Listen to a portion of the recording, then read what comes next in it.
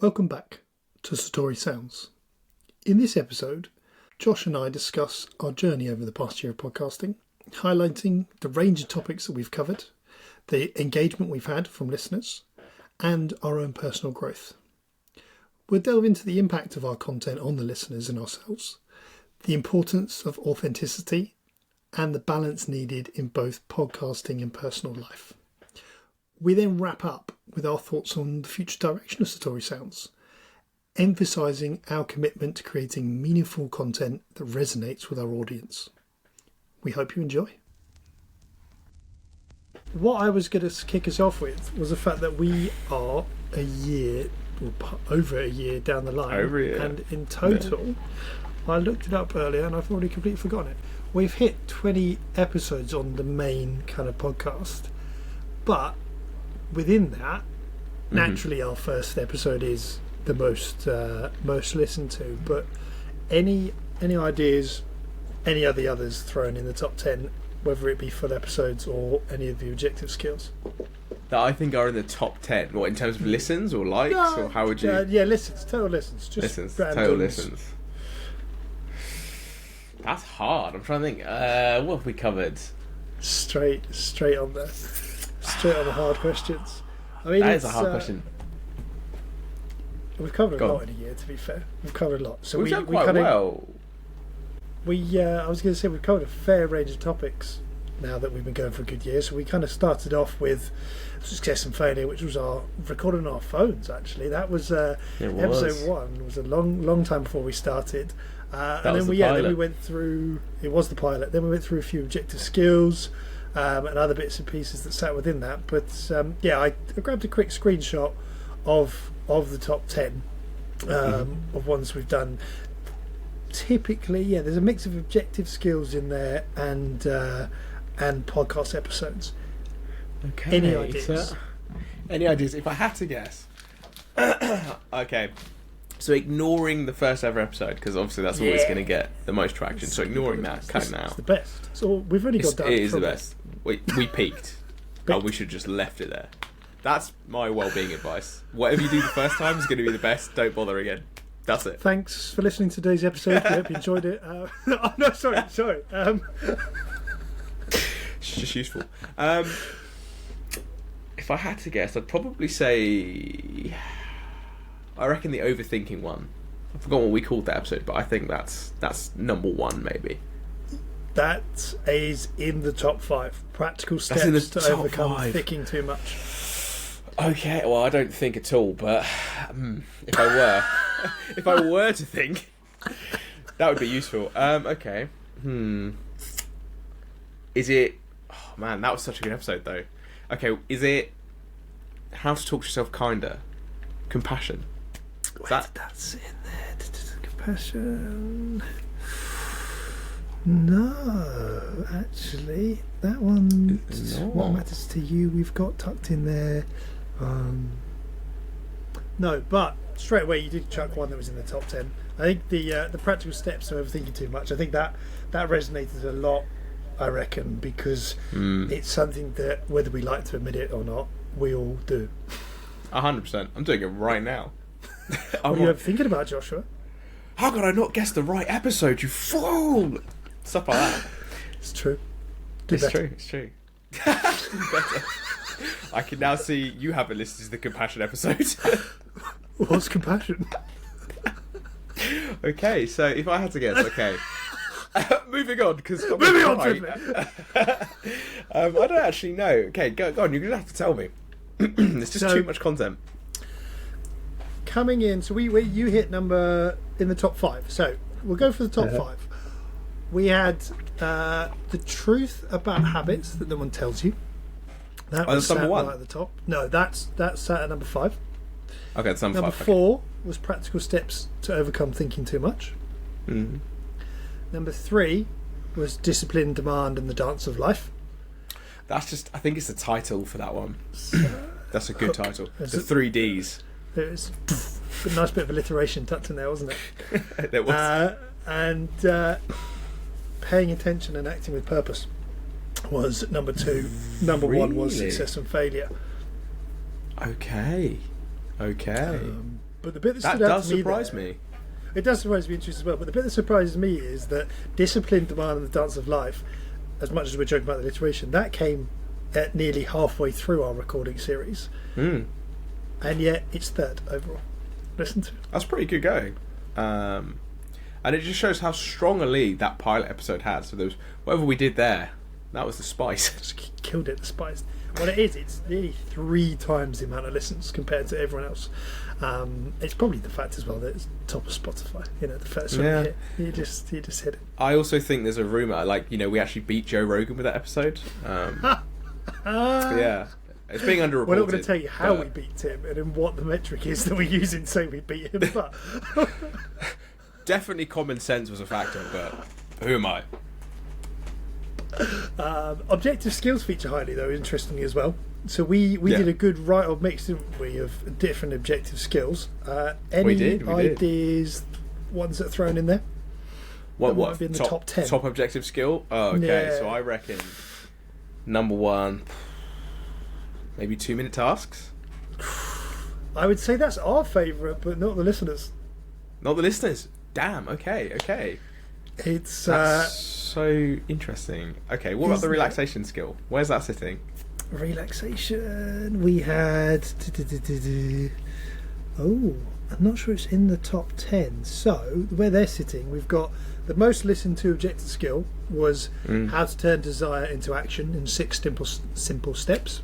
So, helping people actually go through. Second one that we had was the tolerating distress objective skill. Really? Was that tip? Yeah, the tip. Was it tip? Yeah, Spicy. Tip. Love to hear that. Okay. And what was next? Dear man, communication skill. Dear man. People love a bit of dear man. Okay. And then the 5th? 5th is 5 steps to monitor and manage your energy levels. Wow. A good spread. A good spread. A real good spread. So it's interesting. That was really interesting. And then the random one that's thrown right in there was episode 18, journaling.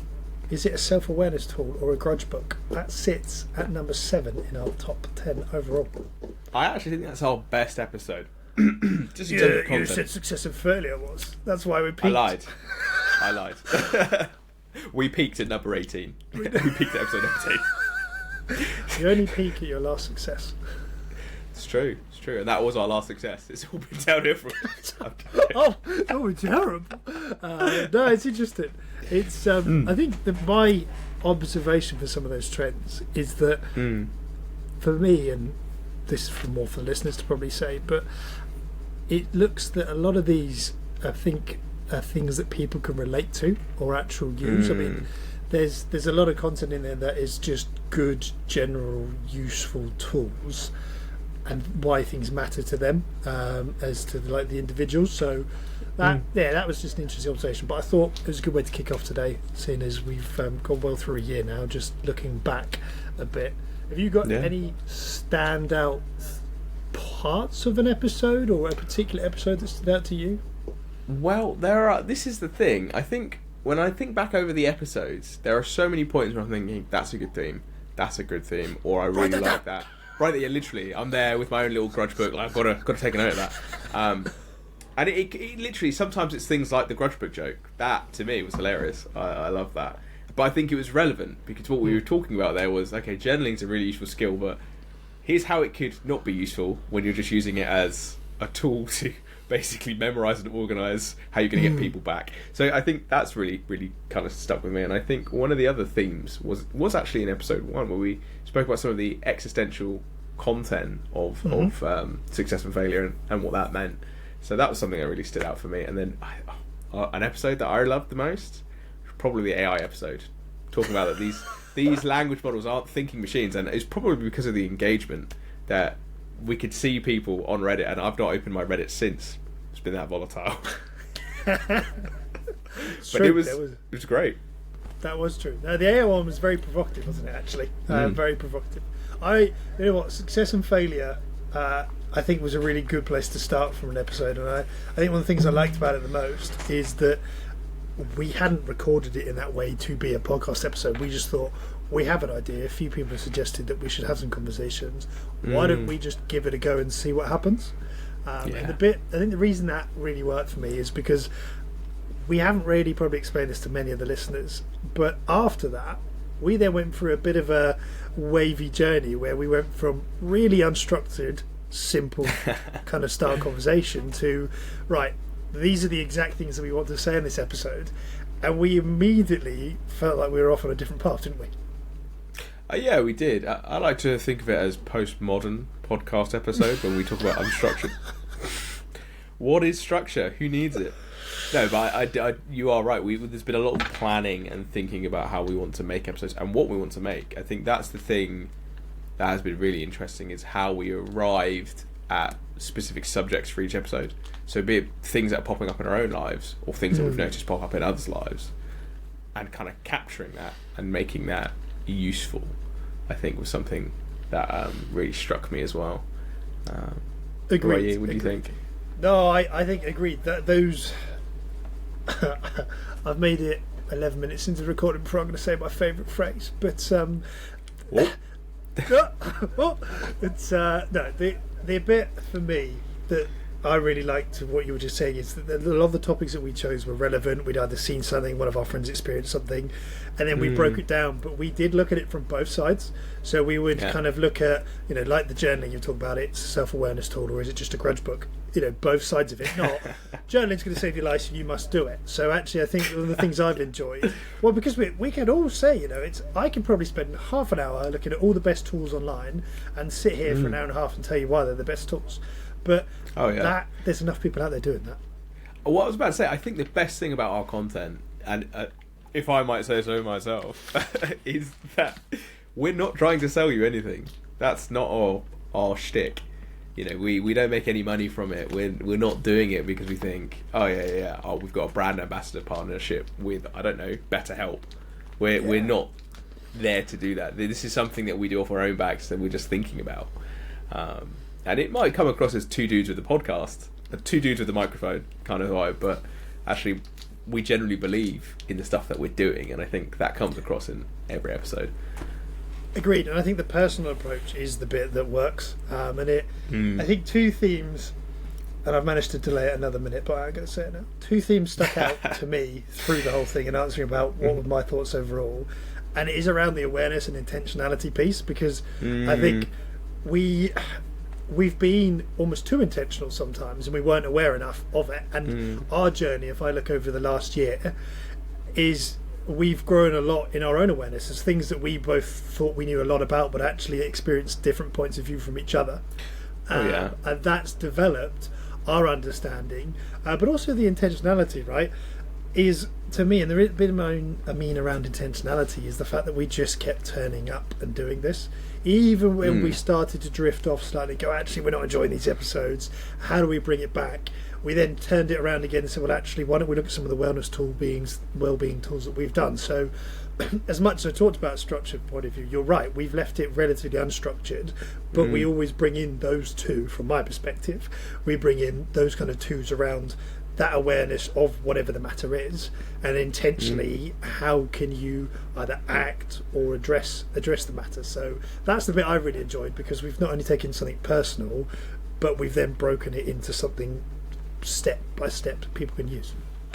Absolutely. And I think what I find is it just doing this process, it's tuned into a value I didn't know I had, which was this idea of giving something, creating something. Whether it's, it could be terrible or it could be fantastic, but it's the idea of making something. Everything we do is fantastic. Of course it is. Sorry, have you not heard episode 1?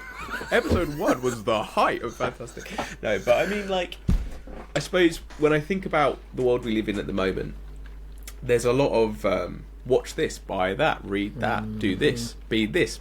You want to change who you are. So kind of consuming. And I think the thing that I like about this is it's giving us an outlet to actually make something, cobble it together, build it. Doesn't matter how it came out at the end, People may not like our content.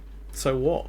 We're doing it because we like to make something. And I think that's something I found really important throughout this process, And I guess it reminds me of something Labry Sifri once said, which was, You shouldn't make music for people that they like. You should make what you like. And if you like it and other people like it, they'll come. If they don't stop making it just because other people don't like it. And that's kind of what I think about this podcast, is giving us that area to make something. I completely agree. And that there's a real key message in that, I think, for everybody, is that validation nowadays, we live in this world where the amount of likes that we get is validation for actually something that's good. That's the stigma that sits there. But for doing it for the sake of doing it, actually, for certain things, and it's interesting. I look at some of my hobbies as well, where I've lost an element of enjoyment from them because I thought I needed something else, except for the fact that I was just enjoying doing it. Yeah. That's the thing. You've just got to, and that's a really early episode that we had together. The Nico Mancini ethics. We do it because we like to do it. That's the whole point in being a human. That's the height of humanity, almost. You do the thing because you like the thing, and you keep doing the thing. You keep turning up to the thing because you also like the results and what it brings you, even on the days it sucks. And I think, this podcast has really tapped into that for me as an individual. And I just wonder, what's the impact been for you? It's been a year. We've made, I don't even know how many episodes, as well as objective skills and posts and God knows what else. What has the impact for you been? What have you taken away? Aside from the amazing banter. I didn't need the podcast for that. We had that already. This is just funny dudes. This is just a way for me to validate that externally. All that stuff we said before, nonsense. We're doing this purely for ego. Yeah, 100%. The creativity for me is one of the things I've really enjoyed, because actually I didn't like public speaking, let alone, I can't say I enjoy it now. I'm not as Discomfort. So for me, starting the podcast... What do you mean? You're always making speeches now. Every time. On my birthday, you're just there making speeches. When we were in Vietnam, you're making speeches. I can neither confirm nor deny. And now you're speechless. It's the irony. We've got it. Yeah. No, but the creativity, right? Because that small element of discomfort, now when I look back, has brought me, from a personal growth perspective, massively through, and has the year gone exactly how we thought it was? No, but that's a good thing, because we didn't need to plan it all. I think that's half the fun of this, is seeing, as you say, doing the fun of it, where it goes. So I think from my takeaway perspective, showing that I can take something, an idea, we can put it in place and execute it, and then just let it grow naturally in that way, is good. That's one of the good things. I think the other thing as well is that we have talked a lot about helping and well-being and other things, and there's definitely things from your kind of more psychological world or therapy world that I've learned, but also just generally as a person, I feel I've grown my own awareness of stuff, because there was stuff I was aware about, but maybe I hadn't really implemented it. And actually I've got myself a couple of times going, oh, that's an interesting one. Maybe there's something I can kind of take from that. So talking to myself, sometimes I check in a little more of myself now. I'm like, do we need to be that self-critical? Yeah. It's interesting. My mum always says this thing. She says, don't spend your life putting yourself down, because there's enough people out there that will do it for you. That's why I'm and actually, exactly, that's as you should be. Got your back, bro. Yeah. Got to stop my ego from getting too big. But I think that's a really good, a fair comment, a really impactful takeaway for you based on some of that stuff. Because we can all get caught up in that, and there's so many things that I think, even as I'm saying them all, as I've heard them 1,000 times, I'm like, oh yeah, the fact that I've said that to you, and then you've reframed it and given it to me, I'm like, that makes a lot of sense. Obviously not trying to be in an echo chamber, but I'm going, I didn't quite think about it like that. That's a different way of looking at that, and it's helpful. It really is, that alternative perspective, because we can get so caught up. And so I think that's definitely something that I've taken from that, and also just generally for other people, because we can take all these presumptions, but when you actually get into some of these deeper conversations, you should keep your mind open enough to hear another perspective, because we haven't agreed on everything. Even like No. scoring some of the well-being techniques, we haven't agreed on them, have we? Of what we thought were great and what we weren't. But it's even where the podcast, like certain things that we wanted to do or try, or number of posts, but actually having that level of communication and moving together in a common goal, I think helped my ability generally to have some more not confrontational, constructive conversations with people, but in a better structured way. I see. So kind of when you're engaging with others socially, generally, whatever that might be, kind of taking on ideas that you don't agree with, and then almost kind of negotiating that disagreement. It sounds like it. Is that a fair way of framing? Seeking understanding is probably the way I'd Seeking summarize understanding it, it. right? So I can disagree with you, but still understand, is what I mean. Whereas No, you can't. Whereas good I times. think my gut originally, and I think most people could say this is their start, is, well, no, I think I'm right. When actually it's like, well, we have a common goal here to move the podcast forward. How do we work through this together? In that regard, and we haven't had any real problems, but it's because you're in it together. And Not you've yet. Not yet. Immediately it's cool. No, but like that's the point, right? We've got a common goal that we're working through together, but we both have had to navigate certain things, right? Social media was another weird one. Takeaways from the year. Go on. I hate social media. It's like this weird necessary evil that sits beside the podcast, right? The podcast. And actually wanting to create on social media, or putting my face, putting pictures of me, voices of me out there, I was like, no. No thanks. I mean, we've had some interesting responses from social media as well, because it's one of those things you immediately get a reaction to, well, or an absence of a reaction. You think, oh, what have I done there? But yeah, it is a strange one. I do hear where you're coming from on that. Yeah, it's just odd. And even creating, right? I've actually learned to enjoy creating, what works, what doesn't, seeing that, but also like carousels. Never done one of those before in my life, but actually they're quite good, right?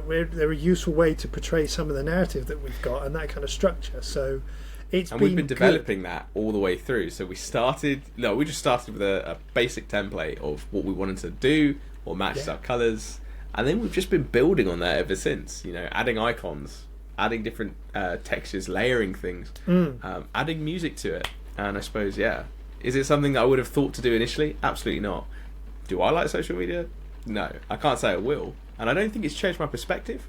But the willingness to engage with something you don't like and don't want to do, something that you think is a bit gross, that's taught me a lot, I think. Agreed. It's that kind of discipline, consistency of just turning up, getting on with the thing. I can't say I've ever sat down and been like, cool, I can't wait to draft this month's content and put it all on social media. I Can't enjoy wait it, to check the views this week. right? But actually seeing the benefit that people have got, negative or positive, to me, it's all feedback, it's all useful. It's all feedback, it is. And like you said earlier, we've done this for ourselves to share something, but if other people benefit from that as a byproduct, that's all that matters from this little project. I think the biggest win for me over the year of making it is, I can't remember what it was we shared. It was one of our posts, or a post, and I think 20 minutes later I had a little ding in my phone, and I check it because we've got the shared account. Obviously there's some weird DMs that we get that it's just bizarre, but coming away from that for a second, coming away from the weird DMs and the weird comments, there was one person, and I won't share their name, but one of our followers just said, I really needed to see this. And that, for me, suddenly made it all worth it. You mean it wasn't worth it just to spend time with me? No, sorry, you put a very serious comment there, right? Not. Absolutely not. For the record. No, but that's a serious message, right? As much as I just ripped into you for that. You're right. As much as we made a joke, honestly, that generally, I went, okay. Because I remember there was a point where we were getting a lot of comments from some random people being like, oh, I won't say what they say, but I was waiting for that. I was like, do we want to say not this? gonna give it life. But that kid reaching out, I was like, okay, we're doing a good job. This is the right thing. Absolutely. And it, that is, I guess you could argue, well, that is a form of validation, but I'd say that's a different type of validation where actually, we're just giving for the sake of giving. And if that's benefiting someone, it's great. Like your point, right? Like nowadays, everyone has something to offer you to sell, right? Yeah. There's a hack for this, or I've got a product that will solve that problem for you. I think the reality is that everyone's just trying to work it out for themselves. Right, we're all just there, just trying to do our thing. Some more than others, and push certain agendas, right? But no one's really got a clue, and that's so been one of the other. politically savvy. There, some people are trying to push agendas. Oh, but right, no one's actually got a clue. That's the other takeaway I've had to realize. They're just like winging it. Everyone's just winging it. Like when we looked at this and we were like, oh, how do we start a podcast? Right, well, we need a microphone, probably, and some cameras. Cool. How do we? Where do we get put online? it? Yeah. What do we do? And we did different things. Oh, okay. And then we're like, well, actually, no, we're now on Spotify. Oh, okay, cool.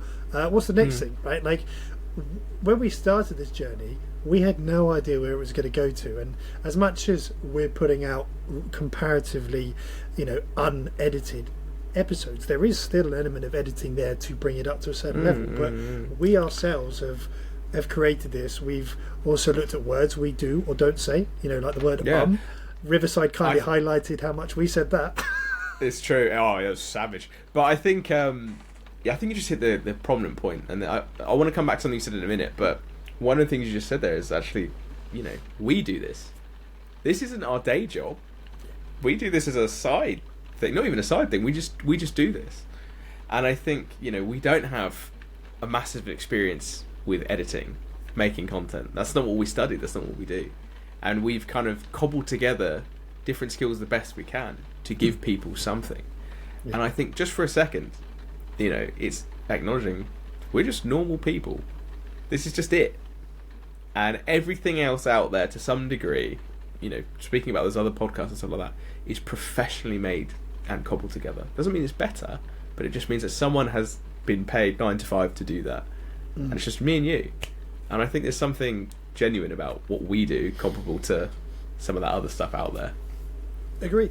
I don't disagree, and that's why we've not tried to, we realised that early on, didn't we? We realised that we didn't want to make this into the big structured £1 million podcast, because there's a lot of people out there who are very niche in a certain area doing that exceptionally well, and good for them, right? Like for us, that wasn't our objective, was it? Our objective was our own personal growth, trying to help other people, being honest with this journey, and authenticity for us was big, right? I remember us talking about, well, how much do we edit an episode? Do we cut the ums out? Do we take the pauses out? What do we do? What don't we do? And we did one episode and both of us kind of went, oh, because we'd heavily edited it. So a bit too clean when it wasn't. It was inauthentic. You mean I sound like a professional the whole time, Joshua? You are a pro. You're a podcast pro. I'm not sure it's a good thing. Yeah, is that a good thing? But that's the reality, right? For people looking out to in, we are just two guys winging it through on this podcast, but we feel that we've got some value to share, and I think that's quite a key message for other people. I'm not talking about going out to preach to people, let's draw that line here, but what I am saying is that actually if you've got something you want to share, or you've got an idea, go for it. Yeah, absolutely. As the great Tupac Shakur once said, if you got it, flaunt it. I mean, if Tupac said it, I'm just saying, if Tupac said it, it's got to be said. It's true. Yeah, it's true. It's true. And I think, coming back to your statement about validation, with that one person that messaged us, and I suppose at that point, we're not looking for the validation, we're looking for impact. And I think, if it's made that one person feel a little bit better that day, that's all I need. That's what it's all 100%. about. 100%. It's sharing, right? And I think it has. What's been interesting is having that different level of engagement, and I'll say it in that nice politically correct way. You mean the haters? That just shows I'm headed in the right direction. So thank you. Keep them coming. It's true. It's true. It's true. But what that's been interesting for me is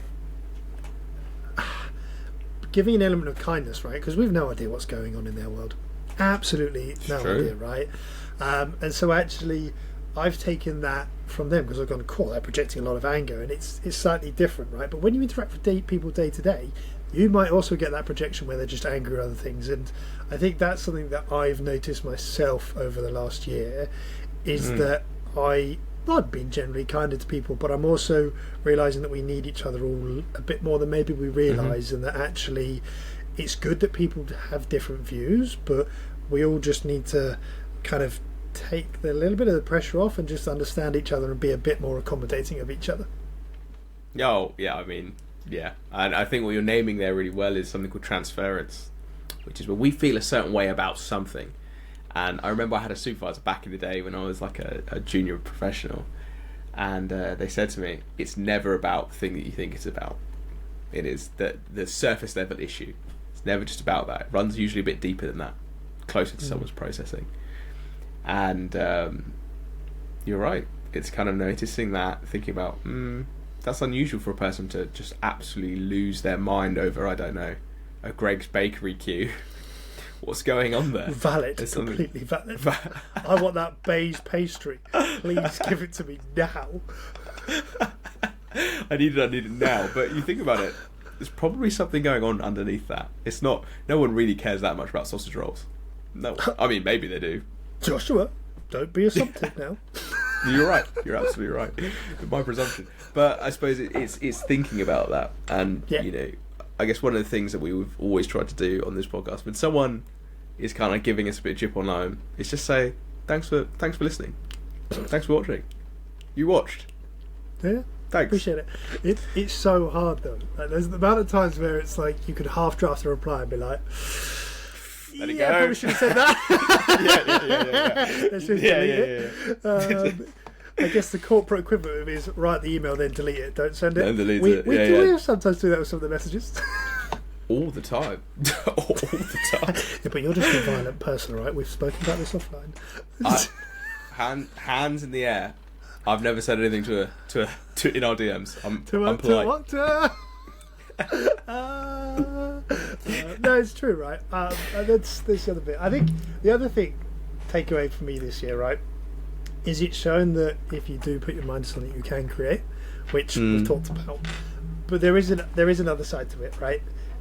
There's a time to be selfish, but there's also a time to kind of be more present and give some more space to other things, because it's very easy when you're working on things to keep going, and we felt it a bit sometimes with a couple of the episodes. We're just like, just a bit burnt out from grinding through this, taking a step back and come refreshed. So that's been an interesting one. Is it's kind of like you can focus and you can drive something forward, but you also need the inverse of that.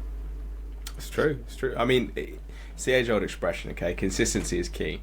It's great that you might do these kind of big pushes and kind of move it tons for like one day. Move to your objective tons, for instance, in one short period of time. That's fantastic.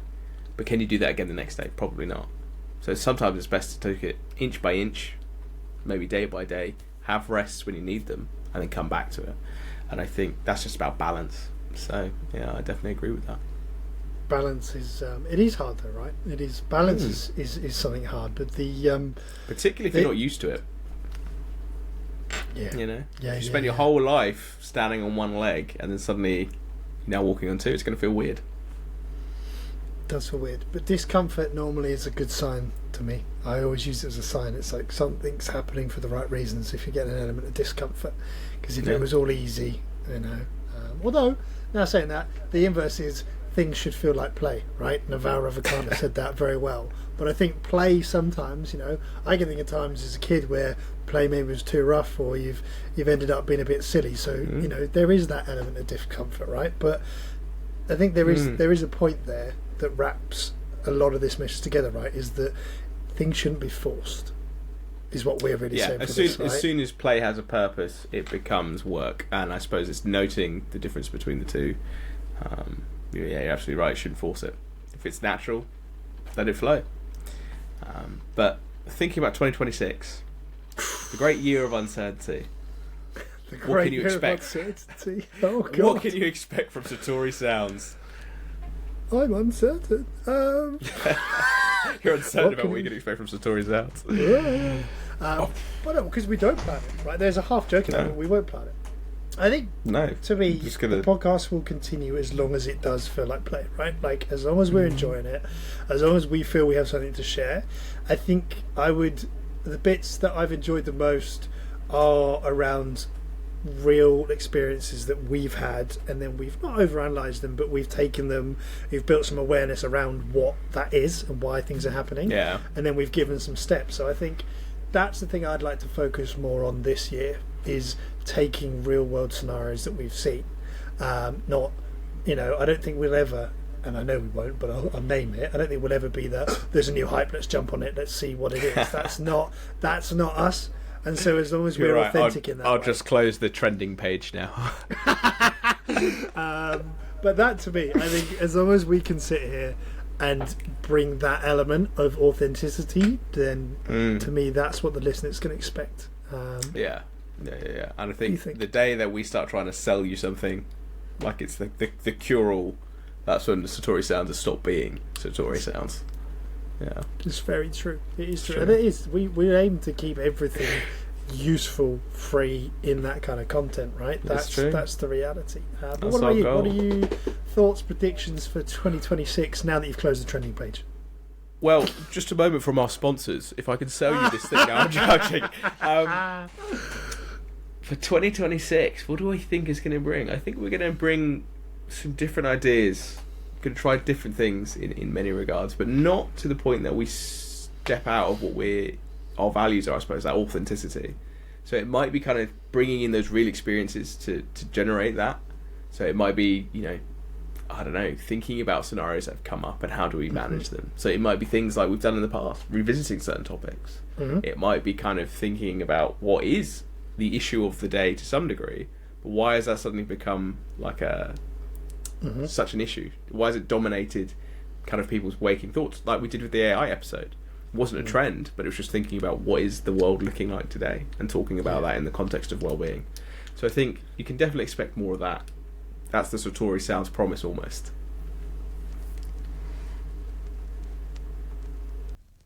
Thanks for listening for today's episode. We hope you enjoyed it, and we'll see you in the next one.